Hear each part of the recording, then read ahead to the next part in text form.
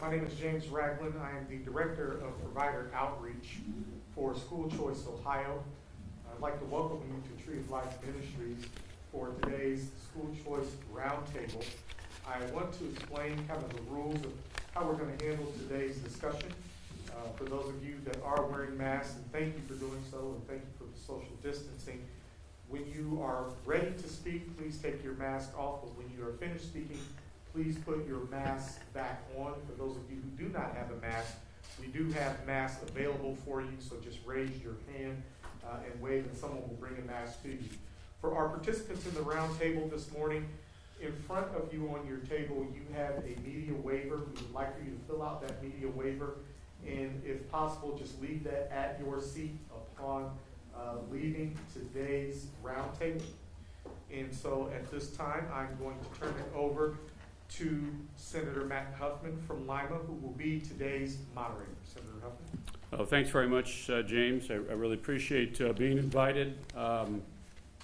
Last time I saw this many masks in a room was at a Zorro convention I attended once. Yitz asked me to come up with a joke. That's the best I could do on short notice. So, and I have some people going, "Who is Zorro?" But a long time ago. Thanks very much, everybody, for coming. This is, I mentioned to somebody a little bit ago, some of the most important work we do in government, I think, and we had a chance to talk about that in detail with Secretary DeVos. But before we do that, I wanted to turn to Dr. Todd Mora, who is the director here at Tree of Life, and just allow him to give us some welcoming remarks. Welcome, Madam Secretary. Great to have you with us today. Welcome everybody else as well. Tree of Life is glad to host you today. This is our ministry center. We have 4 campuses in Columbus and have the privilege and honor of serving about 300 what we call Ed Choice or School Choice students. One of our cherished graduates sitting next to me here today, and 2 of our current students on the Ed Choice program who will share with us today from our school. So we have 4 campuses, about 750 students, but not quite half of those are from the Ed Choice program itself. So we're thrilled to be a part of the voucher program and School Choice Ohio as well. So welcome. Thanks very much, Todd. We appreciate that. And for my part, I guess I just want to talk maybe 2 or 3 minutes. School choice isn't just the Ed Choice program that Todd referenced a few minutes ago. If you think about it, the biggest school choice program is not a government program. It's individuals deciding, in some cases, based on schools, where they want to live. And that's why realtors put those little lines in their top-rated schools or good schools. And if you have the money, you can live wherever you want to live. But that's not true for everybody. By the way, the second biggest school choice program, at least in the state of Ohio, is open enrollment, where you can go from one public school to another. But there are other, but that's not available in every district because of what school districts choose to do. We have what are legally called community schools, but often referred to as charter schools in the state of Ohio. But those aren't available in every community, and the kinds and types, some of those are specific populations. And then, of course, we have private schools. We have non-chartered private schools, which receive no money from the government, and of course, our home schools. So there's really 5 different types of educational institutions, if you will. But within the voucher or scholarship sphere, Ohio has a pretty good program right now. We have 2 programs based on abilities, the Peterson and the Autism Scholarship. 1 program based on geography. If you live in the city of Cleveland, you're entitled to a voucher. 1 program that is based on the performance of the school that you would go to. That's the Ed Choice program. And then we have the Ed Choice expansion program, which is based on the income of your parents. Now, or of your household. One of the principal problems with all of that is you kind of have to get lucky depending on where you live and what's available because, for example, in the expansion program, the last couple of cycles, there were people on the waiting list that wasn't fully funded by the state of Ohio. And again, if there's a great charter school, it's fine. And to be fair, most people like their public school where they go to. Most people make that choice to stay there because we do have great public schools. And some of this is based on performance, some of it isn't. Some folks simply have a problem with a large school, so they want to go to a small school, sometimes in their neighborhood. So there are as many educational selections or choices as there are students, and there's 1.7 million students in the state of Ohio. And that's really what we're striving to do. Ever since, by the way, I should add that when the joint vocational schools were created some 40 or 50 years ago to create that school option among public schools, there were some folks back then that said, well, no, we ought to just have that right here at our public school. But that's another option I didn't mention in the first lineup. But ever since we began to think of education differently 50 years ago, we've been able to provide better opportunities. This effort doesn't end really ever because you can always make a good product better. So that's why I'm interested in this topic. And I'd like to introduce President Larry Ophoff right now. President Ophoff has been in the Senate 9 years, I think? 9.5 years. 9.5 years, and he is, his term limited out and will be leaving at the end of December, but he's been the president for the past 3.5 years and has been really a stalwart in this school choice discussion. And a lot of times you don't see necessarily things, he spoke at our school choice rally, but there are a lot of other things in terms of support individually and at schools and things like that. And it's been, for someone who's been involved in this since 2007 when I was in the House, to have a leader like Larry Ophoff as president of the Senate who believes the things that we believe in has really been a great help to this movement. And I think many of you already know that in this room, maybe some of you don't. So we wanted to make sure that President Ophoff was here today and would have a chance to say a few things about what his thoughts are. Larry? Well, thank you, Matt. And again, I'm Larry Ophoff, President of the Ohio Senate. But more importantly, I am the father of 3 school-age girls back home in Medina who all attend St. Francis Xavier Catholic School. And I'd like to thank the Tree of Life for hosting us today. Senator Huffman and I certainly appreciate the opportunity to meet with everybody here. And in particular, we appreciate that Secretary DeVos is here to share her story with us and to hear from us. But we're also thankful for the work, Secretary, that you have done for this administration and across the country to help children get more opportunities and have better opportunities for an education. All Ohio families should be empowered to choose an education setting where parents believe that their children can reach their fullest potential. And everyone here knows that what works for one child might not work for another. And that when traditional options, however good they may be, fail to educate or protect students or aren't the right fit for a particular student's needs, that those families need choices. In the Senate, we've worked to ensure that all of Ohio's children have access to quality learning environments and are focused on developing the best education they can and building the best success that they can for the future. This includes reforms designed to hold schools accountable for the education being provided to your children, and we will continue to do that, both for the rest of this General Assembly and moving forward. I'd like to acknowledge and thank any teachers and school administrators who are here today, and know that we work closely with families as you do to make sure that all of our children are provided educational pathways to success. So for any teachers, administrators, parents, or anybody else here, know that our doors in the Senate are always open to you. We encourage you to share your successes and your challenges with us, because together we will work to help our children succeed. Thanks very much, Larry. I appreciate that. And again, I can't emphasize how much it means to me as a legislator to have a leader like Larry Ophoff who feels passionate about these issues. And Larry's famous for his late night phone calls or early morning phone calls, and I remember getting an 11 o'clock phone call about these issues one night, and we talked for about an hour. So it's great to have you on board. Thanks for coming today, Mr. President.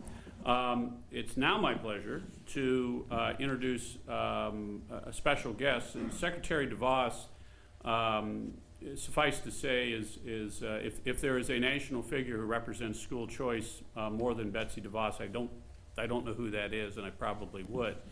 And as Secretary of the Department of Education for the federal government, she has been unwavering since she has taken that position. And this is the third time I've had an opportunity to spend some time with her. The first time was over at the Van Wert Public School in Van Wert, Ohio, where we had kind of a similar type of meeting, and in Cleveland maybe about a year ago. The thing that strikes me about her and the position of the Trump administration is the consistency.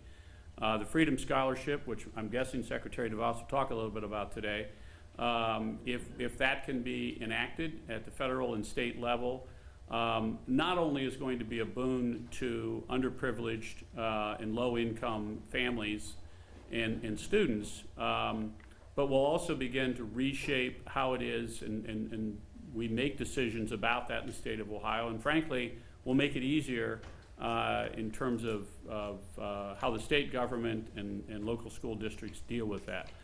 It may just be the solution to a lot of the discord and things that often become part of that. So that's why I'm a big fan of that. I want to turn it over to Secretary DeVos and ask her to make her remarks, and then after that we'll have a chance for other folks to ask questions and comment. Secretary? Thanks so much, Senator Huffman, and it's just a privilege to be back here in Ohio with you. And Superintendent Murrah, thank you so much for hosting us. And James Ragland, thank you so much to School Choice Ohio and your colleague Kevin Bacon for putting this all together. Really, really appreciate it. And President Ophoff, thank you both for your leadership in the Ohio legislature to advance these opportunities for kids and their families. It really is a privilege and pleasure to be here today and to be in a state that has consistently tried to expand options for kids. And more than 60,000 students in Ohio today, and that number continues to grow. President Trump and I stand with you, and we are fighting for students here in Ohio and across America who do need different choices and options, who need school choice now. This COVID crisis has brought more clarity and focus to that need than ever before. Many parents have seen their child's assigned school simply fail to rise to the occasion and meet the challenges of the moment. And I think it's safe to say that more parents have paid more attention to their child's experience and educational options in the last 6 months than probably maybe the last several years. We really believe that every student, every place in America deserves and needs a quality education and the ability to access one. They and their parents deserve choices to go somewhere else if their school is failing them or falling short in some way. And the tax dollars meant to support their child's education should go with them, not be designated to a building or a system. Education is about individual children, and we are wanting to each individual child to develop fully themselves. And we know that every student here in Ohio and students across America can be able to continue to learn.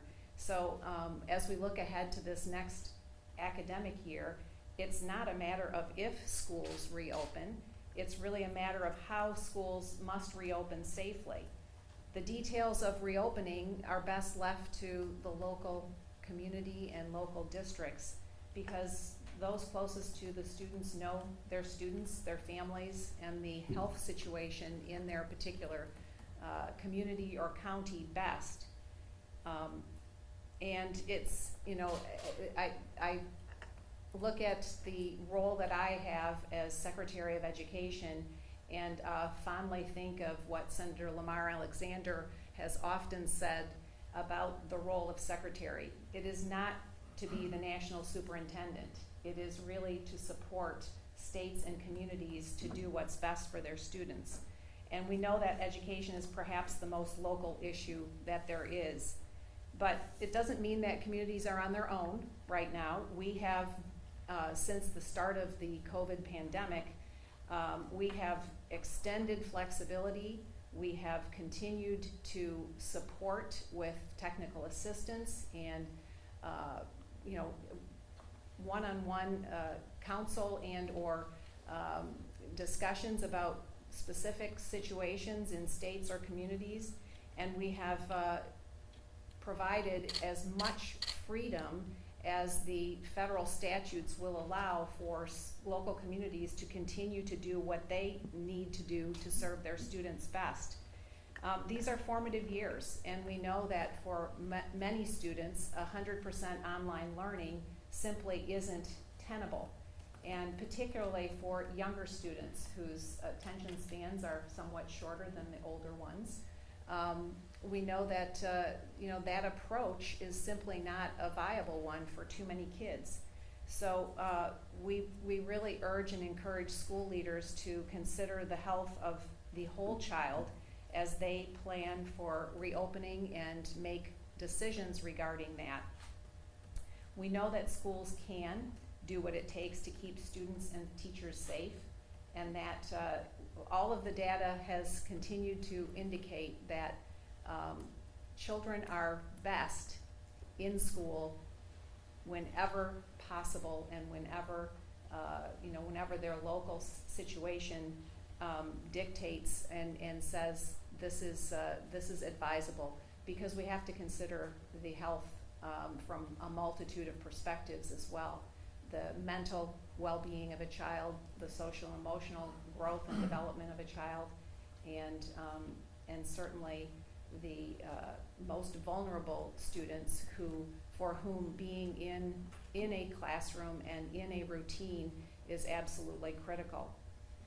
But it's expected to look different from community to community, and that's okay.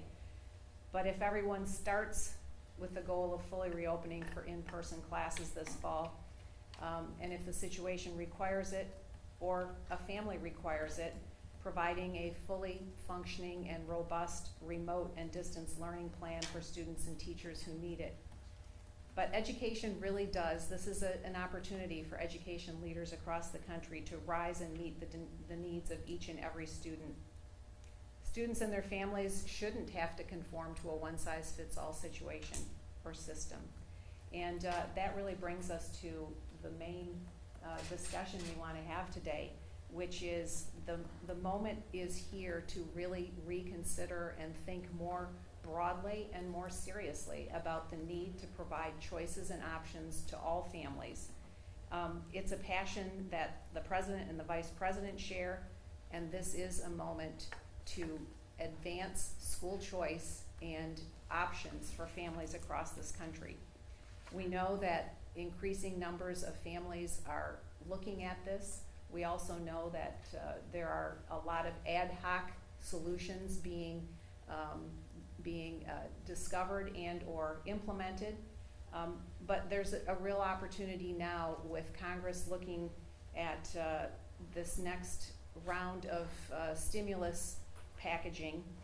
There's a real imperative that Congress look now and ensure that students, especially those that are the most vulnerable, that they have options and the resources and the freedom they need to keep learning this fall at places and in the ways that are going to work for them and make the most sense for them. So I think we can really find a silver lining to this particular period of time and the challenges that we're facing if we look at what students really need and keep focused on students and the solutions for students as opposed to systems and or buildings.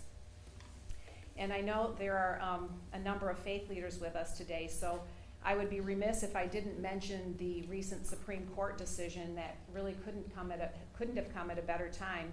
The Espinoza versus Montana case that the court finally assigned the Blaine Amendment a manifestation of the last acceptable prejudice to the dustbin of history where it belongs with Jim Crow laws.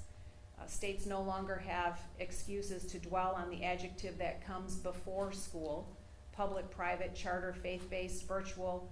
Now they must do what's right for all students. The days of discriminating against students who want to pursue a faith-based education are over. And this Supreme Court decision marks a turning point in the sad and static history of American education. It can spark a new beginning of education that does focus first on students. So everyone should be thinking anew about school choice, and the president's call for school choice now. And Senator Huffman, you referenced it. Yesterday, Senator Tim Scott took a bold step toward answering that call. Senator Scott grew up in a single-parent household in a forgotten community. He knows that students like him need access to more education opportunities. Senator Scott's School Choice Now bill must be part of any relief package to help all students return safely to school in the fall. And by returning to school safely, we mean wherever and however that education is best suited for that student. Congress needs to see this extraordinary opportunity to expand and offer all education options at all schools to every single student in America. So with that, I'm looking forward to our conversation because I know we have a lot of parents and students here today, and I see one of my friends, Walter. Nice to see you. So I'll turn it back over to you, Senator. Well, great. Thanks very much, Secretary, for those remarks. There's, I'm sure, some questions and comments for the Secretary, and I was on my list of things to do at the very top was remind people to turn their phones off. So I failed in that duty.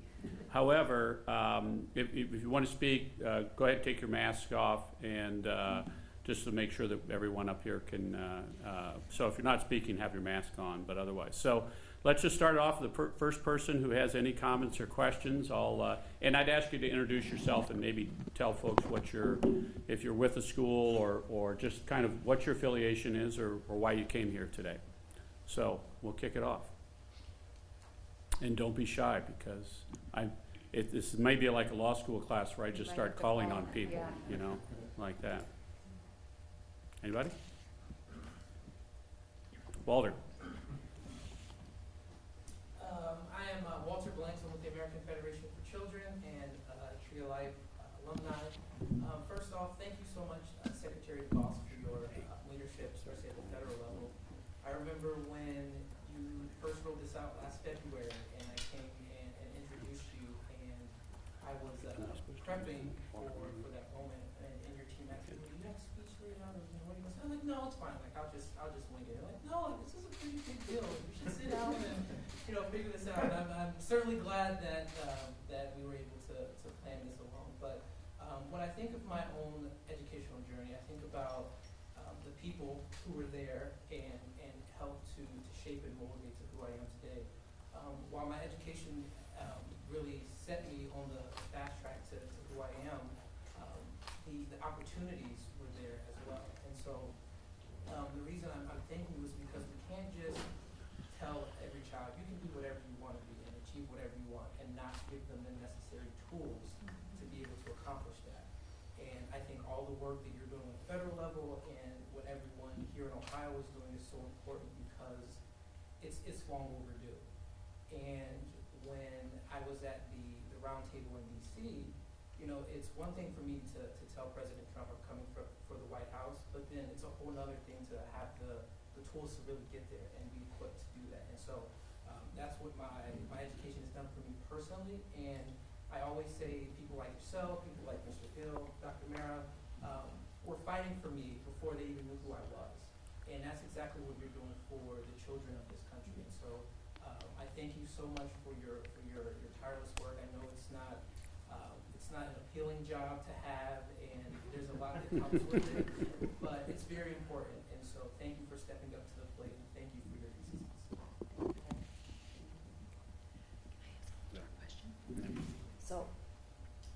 Thank you so much, Walter. Can I ask you a question? Yeah. So what message would you give to your members of Congress from Ohio and members of Congress across the country as they're debating this next package? You've had an experience yourself that you hope for many others coming behind you. Just, give them a little pep talk on what you think they need to hear. Yeah, the most important thing is to keep the children first, and keep everything else outside of it. And so we have to think about the child who's just like me, who begged my mom not to go back to the public school. And we have to stop the division between schools. I mean, it wasn't just the public schools that were affected by this pandemic. And so we have to be able to allow children to succeed in whatever environment is best for them. And I think that, or I know, that school choice does exactly that. Like we said at the beginning, not every single environment is going to be conducive for every single child. And so we have to be able to allow parents to make that decision, because parents know what their child needs best, not the government. And so to Congress, think about the child, keep the child first, and all of the decisions that will be just fine. Do we have any parents here today who would like to make a comment or ask a question of the Secretary? Maybe give a little bit of your own experience. Dale? Dale Tucker, in a unique seat where I'm both a parent and an administrator for a local community charter school.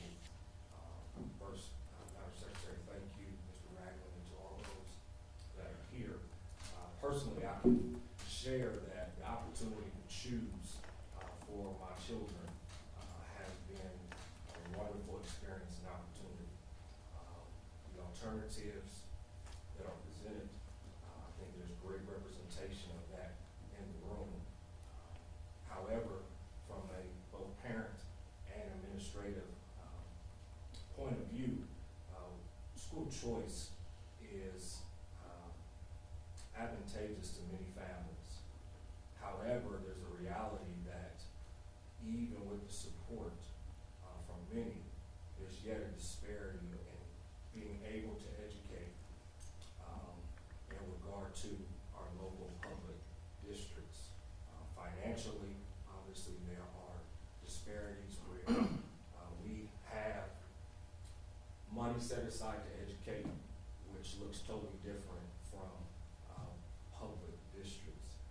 If you could, anyone that are here, if you can just speak to what would you suggest specifically for Ohio in terms to helping charters, community schools, private schools, in funding education for students to kind of close that gap to be, because when you talk about education, we're talking about quality of life.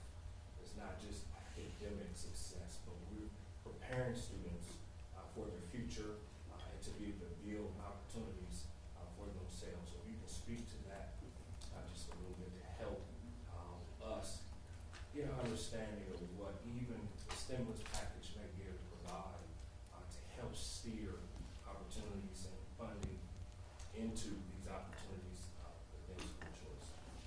Well, thank you so much, Dale, and thanks for being here. And I will just kind of build on what Walter has already said about staying focused on students.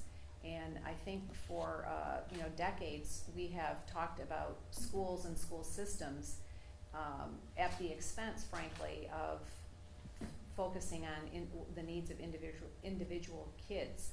And if we think about funds for funding education, I like to think about it in terms of a backpack, that a child has a backpack that has the funds for his or her education, contained therein, and he or she can take that backpack of funds to whatever education setting is going to be the right one for them.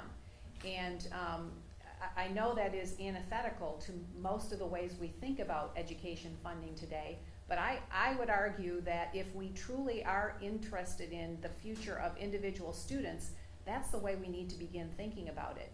And I will also defer to my legislative friends here who have to work through these things to comment as well.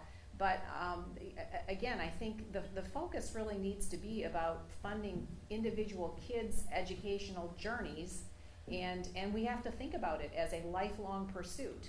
And so there are some creative ways of doing that, you know, Ohio may be considering, I think some other states have begun considering, but I think that, you know, that kind of boils it down to how we have to change our thinking about education and its future.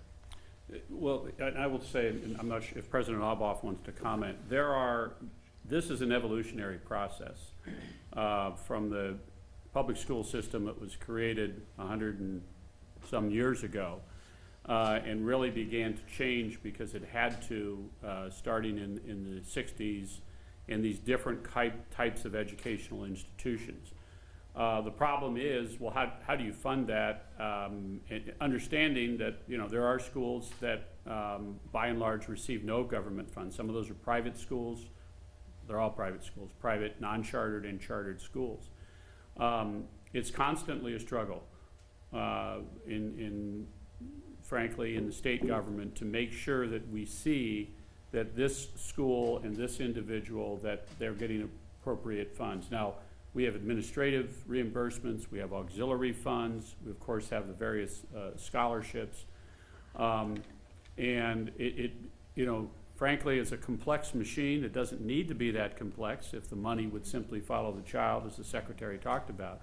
But when you have a complex machine of any kind, it needs constant maintenance. And that's, a reporter in Cleveland asked me, well, you know, there's been all these changes in the law. Doesn't somebody know what they all are? Well, the answer is no. That's one reason why we write everything down, because everybody doesn't know everything all the time.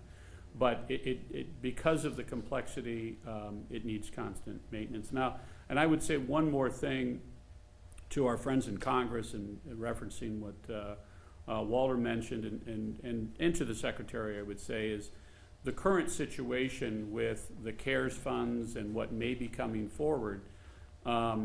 There's a lot of confusion about, well, how much is that small religious school going to get for their teachers or for what they have to deal with the pandemic? And a lot of those funds, I think all of them, flow through the local public school district. And so I think there needs to be clarity to make sure that these dollars that are needed right now, some schools may simply not survive the pandemic, like some businesses haven't. There needs to be clarity at the federal level that those dollars are for the students and where the students are. And I think this federal legislation can do that. Now, this is a unique kind of one-time thing. It looks like Secretary wanted to respond to that. President Obhoff?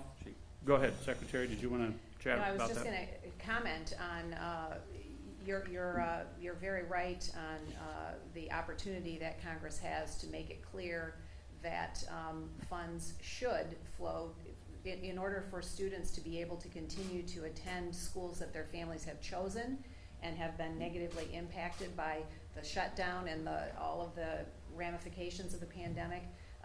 Those funds need to flow in the form of scholarships to students, because that is going to ensure that they can return to or get to the school that they want and need to be in, and that the schools will ultimately benefit from their the longevity of their students being able to get there. So the mechanism really does need to be via scholarships to kids. And to build off of that, I think it's probably more important now than ever that we have the student-centered view of these issues instead of necessarily the administrator-centered view or the school-centered view. Because as we reopen schools across the state of Ohio, there might be whole school districts that decide that they're not going to have in-person instruction, or they're not going to have 5 days of in-person instruction every week. And there might be parents who think that that's not the best option for their children and would prefer, under those circumstances, to send their children to alternatives, private schools that might be open 5 days a week, that might have more of a traditional setting that some individual districts are choosing not to move forward with. And so I think that choice is always a good thing, that parents exercising the options that they think are best for their children is always a good thing, but I think in circumstances like this, if you don't want your child to fall behind by 6 months or a year of instruction, it might be critical. Great point, President Alpoff. If we can, we'll go back out. Any other comments or questions for the Secretary? Yes, Yes. if I could. And thank you for that. To your point, Dale, around how we think of things locally, I think you've all mentioned it. And through scholarships and otherwise, I think one of the things that we really need to focus on creating is an ecosystem where we're no longer competing with one another. I think here in Central Ohio, I sit on the Board of Education for Columbus City Schools.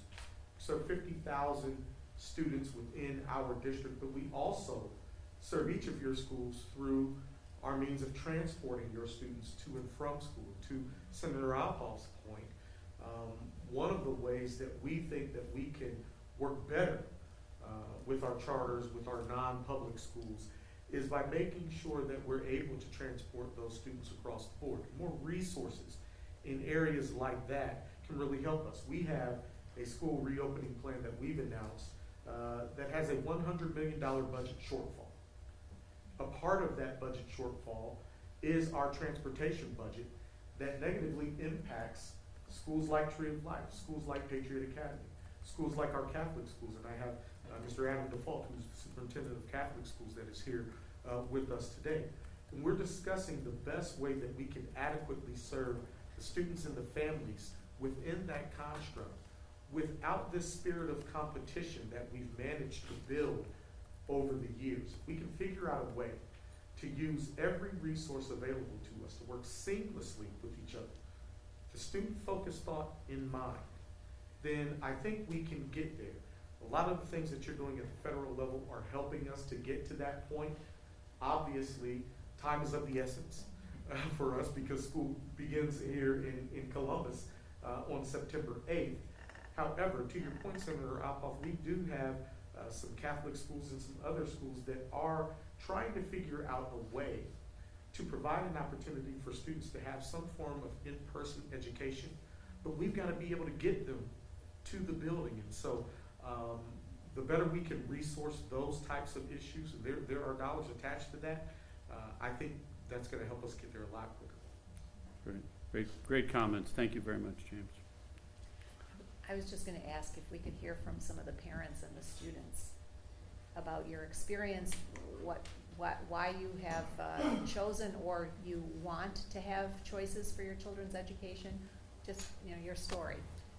I'm Jada Jackson, and I'm a parent, and I think our situation is a little different because I'm also a teacher, and my husband and I used our resources to have school choice a few times. We moved from our first home before our daughter started preschool so that we could be in a different school district, so we tried choice that way. Within our school district, when she started kindergarten, we took advantage of the lottery system to get her into a specific program within our school district. Then we did the lottery again for her to go to middle school. When it was time for her to go to high school, because my husband was a product of the Catholic schools here in Columbus, he kind of put his foot down because our experience wasn't the best experience in terms of the environment for her. Academically, we didn't have very many issues because we're both teachers. We could supplement whatever she needed academically. That wasn't the issue. I think her options, the support, and things like that were missing. And so he made the choice that we would take advantage of the ed choice so that she could go to Catholic school, and our younger daughter followed in her footsteps. And we found, and I sometimes looking back, I wish I had given in and listened so that they could have had the experience K-12. But I wanted to give our district a chance because I do believe that we have great teachers in our district. We have great schools in our district. If I didn't, I wouldn't be able to go to work every day with a smile. But we had to make a choice for our children because ultimately this is our big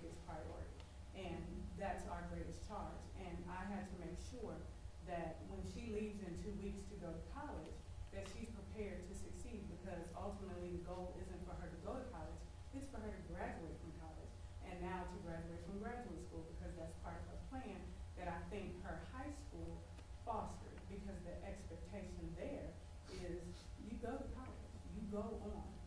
There is the rest of the world for you to impact when you leave these doors.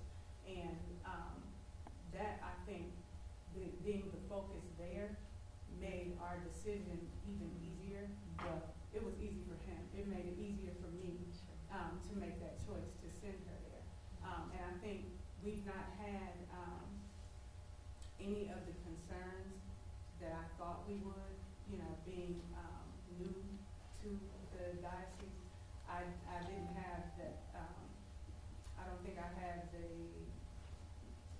vision that I needed for her to go. And it changed like the first week. The first time she got in the car, excited about her new school, and school hadn't started yet, it was a huge difference that I saw, you know, starting 4th grade, starting 5th grade. The whole perspective changed, and we needed that choice. And unfortunately, not everyone has that choice that we had. Not everyone put the research in and visited all of the different schools that I went to just to see, because I needed to make sure that I was putting my kids in the right place. Thanks for sharing that story. Do either of your daughters want to talk about their experience? Hi, I'm Raina Jackson. Yeah, kind of like what my mom was saying. Going to the cells kind of changed my life. It was at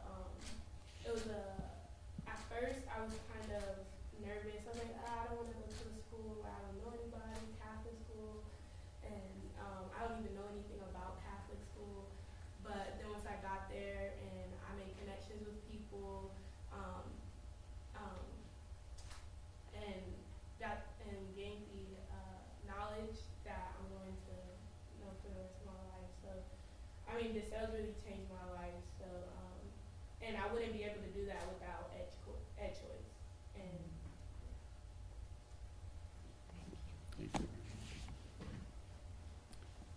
Thanks very much. Those stories, or those are really one of the reasons why legislators like President Obhoff and I, you know, when you practice law, there are some things that are not very good to be involved in, and some things you enjoy. Same thing with legislation. So those are one of the reasons we do what we do. So, other questions or comments, and really we're really, I think, Secretary, looking for stories about how these programs have directly affected folks who've been involved in them. Go ahead. Tardy Clarkson, I go to Tree Block. Madam Secretary and Senator Huffman, thank you for your leadership and just pushing for school choice, which has significantly changed my life. I'm a rising junior at Tree of Life, and honestly, I don't know where my life would be personally without Tree of Life and school choice. Coming out of elementary school, I went to public school for elementary school. It was a great elementary school. The education was top notch. It was one of the best in the city of Columbus. And once I went out of elementary school, I was on the advanced track. My mom looked at the schools, the middle school surrounding us, and realizing that had I gone to one of those schools, not only would my education progress, but I would be able to thrive in those situations that I'm being put in. I learned about school choice through a worker who was one of the directors for the Central Ohio School Choice, Sherry Perkins. And so she let us know. She was like, hey, why don't you look at this? And so we found some middle schools. And when we found out about Tree of Life, it was beginning of my 6th grade year, but they didn't have any spots open. So I ended up going to a different middle school for the first semester of my 6th grade year. And then after that, a spot opened at Tree of Life, and I went there. Without Tree of Life and school choice, I would not be the person I am. My education would not be to the point that I'm in. And I can thank Dr. Mayer, my superintendent, for fostering a school where the overall feeling is just positive and you can feel accepted for who you are, and expecting education at a higher level and not allowing for anything less than that. And it all started with school choice, because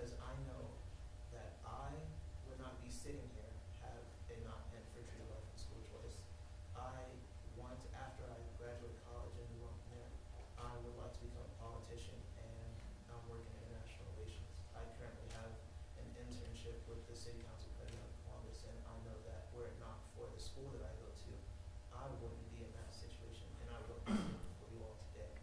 So, like, I have extreme gratitude for everyone who's pushing for this cause, because it makes me who I am, and it unlocks potential in me that I know that have I gone to the school district in which I live in, which is a family school district, I wouldn't be able to succeed in my life. And even though everyone, like Walter said, everyone will tell you you can be whoever you want to be, you can do whatever you want to do.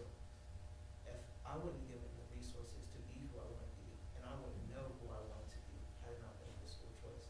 And I wouldn't even have the thought of one day becoming an international diplomat or the Secretary of State because of school choice.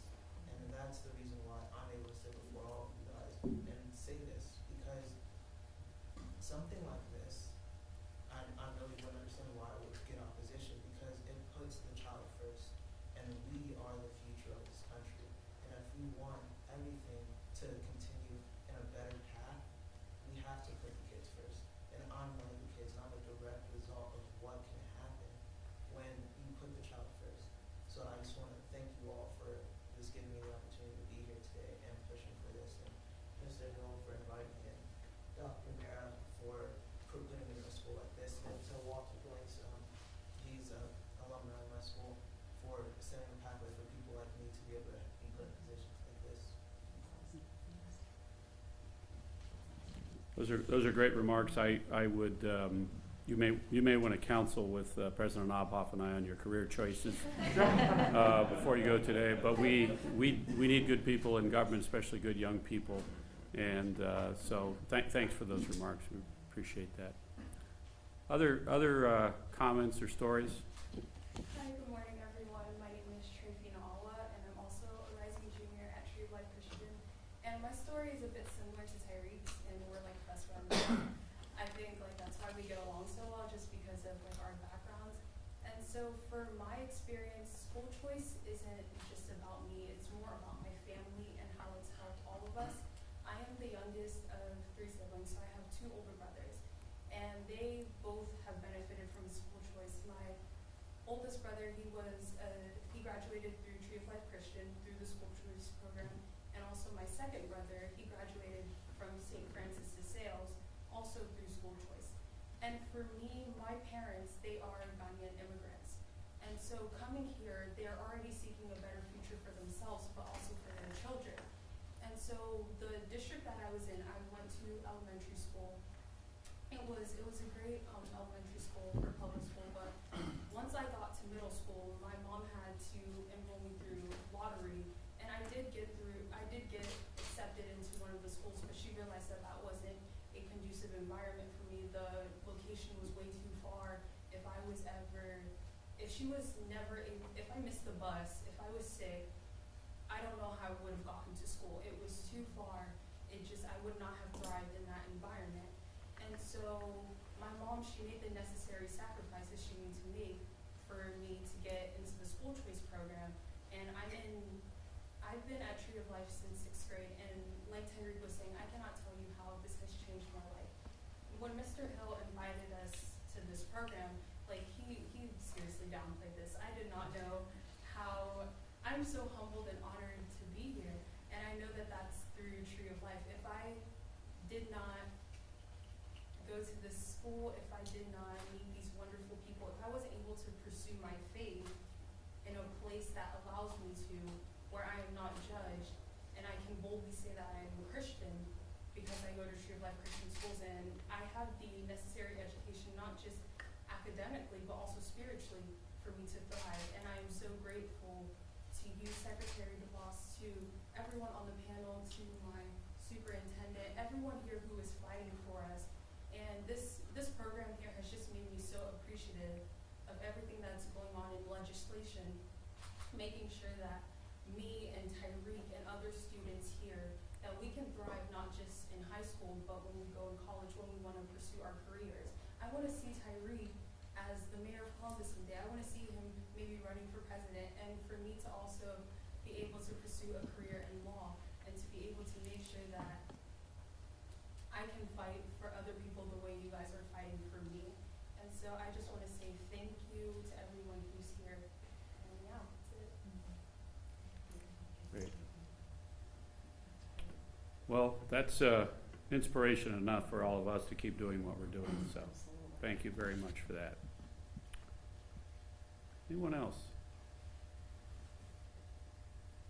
We have some administrators here. Yeah, I see at least one person who says superintendent at the top of his, I don't know if I want to call it superintendent or not, or, I guess I'll go first then.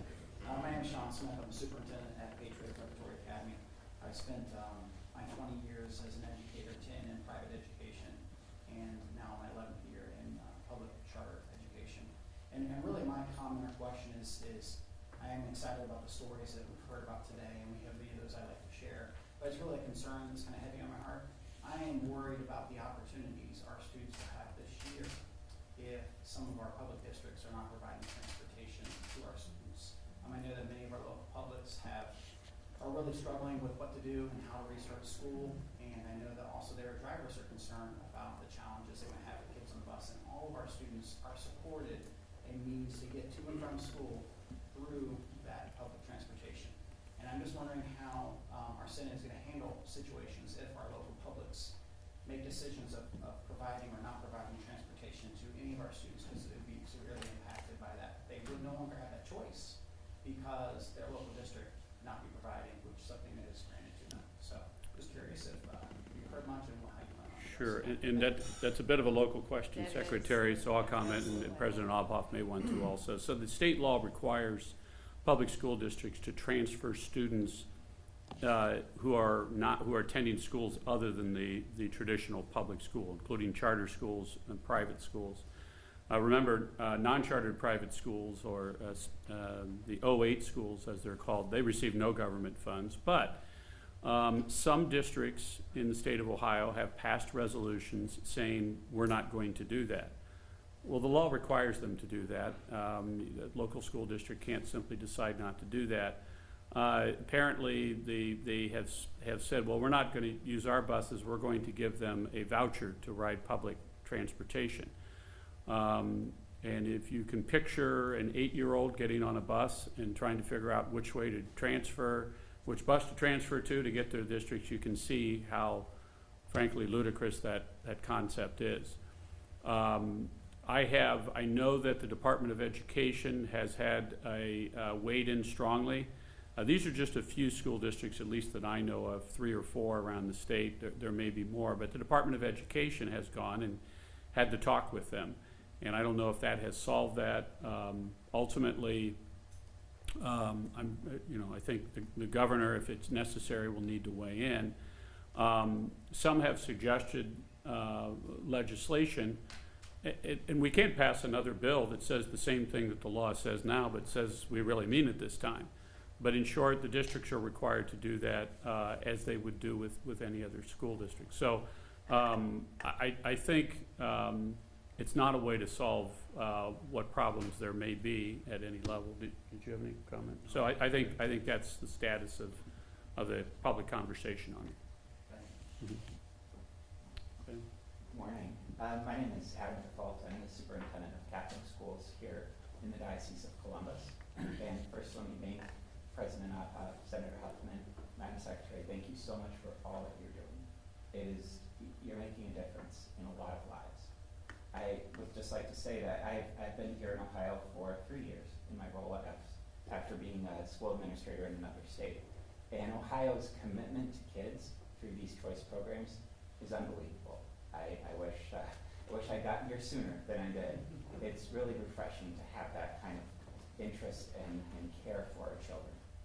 Here in the Diocese of Columbus, we serve 16,000 kids in 53 schools across 15 counties in central and southern Ohio.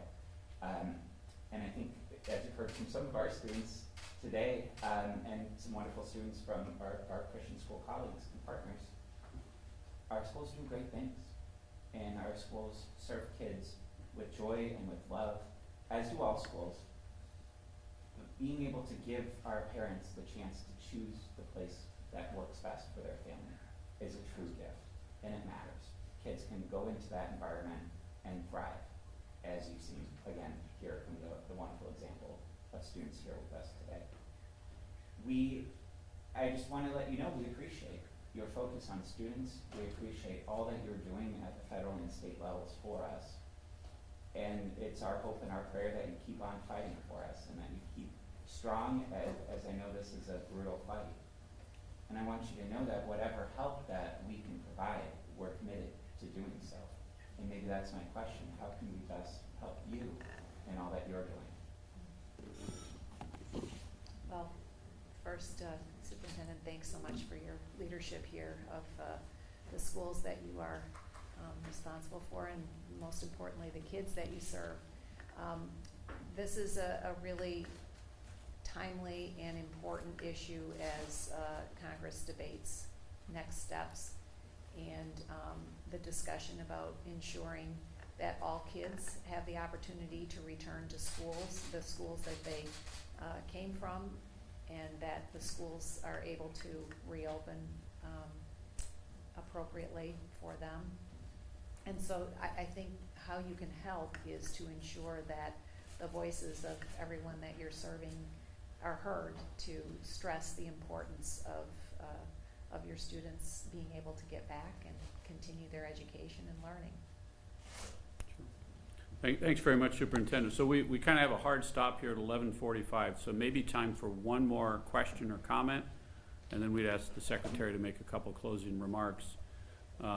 Anybody? Yes, I would like to introduce Mr. Jasper Person, who is here as the Chairman of the Board of the Masters Preparatory Academy. Masters Prep is a new, innovative boarding school concept for African American males. If you think of what school choice really is, it really is a social justice issue. And the options that are given to students really allow them the freedom to do what they can to improve their lives. Masters Preparatory Academy is a partnership between the school, the Ohio State University Department of Education and Human Ecology, as well as the Diocese of Columbus, who is engaged in helping to identify space for Masters Prep. And even in the midst of this COVID crisis, School Choice Ohio has been helping with Masters Prep to get all of this groundwork established. And we have its chairman here today. It's a very innovative concept, and I would like to give Mr. Person an opportunity to speak on behalf of Masters Prep, if that's okay. Absolutely. Thank you, Brother Wright. Thank you so much, Madam Secretary, Senator. Masters Preparatory Academy, and first of all, I would like to say, as a father of students who have received school choice, and now as a board president of an innovative and creative space, specifically around the fact that we were able to see a number of African American males become very successful in those spaces, as we see. And knowing that a lot of our underserved communities and students, that they don't believe or know that they actually have a choice. Sometimes in the communities that they come from, option doesn't exist for them. And so being able to have an opportunity to develop a private and public partnership with The Ohio State University, as well as the diocese, in our efforts, in our work to be able to bring some of our young men from around the state of Ohio. It's not just a local component, but we're looking at from the Big 8, as you would call it, in urban school districts around the state of Ohio, bringing young men from 7th to 12th grade to a boarding school for African American males.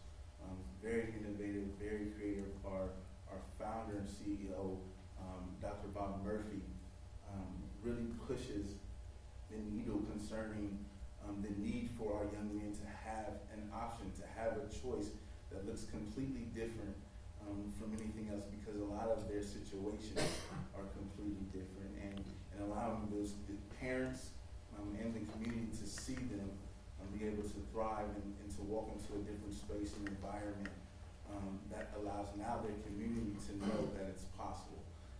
It's very, very important. So we are extremely excited and thankful and encouraged, even with looking at what we're dealing with COVID, and we see all the disparities and inequalities that have obviously floated to the surface in some of these communities. But being able to have an option and a choice for these young men to also remove themselves from certain environments and situations so that they can see themselves being successful is extremely important. So we just wanted to be present today to say thank you for the work that you all are doing, and we look forward to also continue to lead the charge and conversations around innovative and creative spaces for our most underserved and disproportionate communities. So thank you so much. Thank you.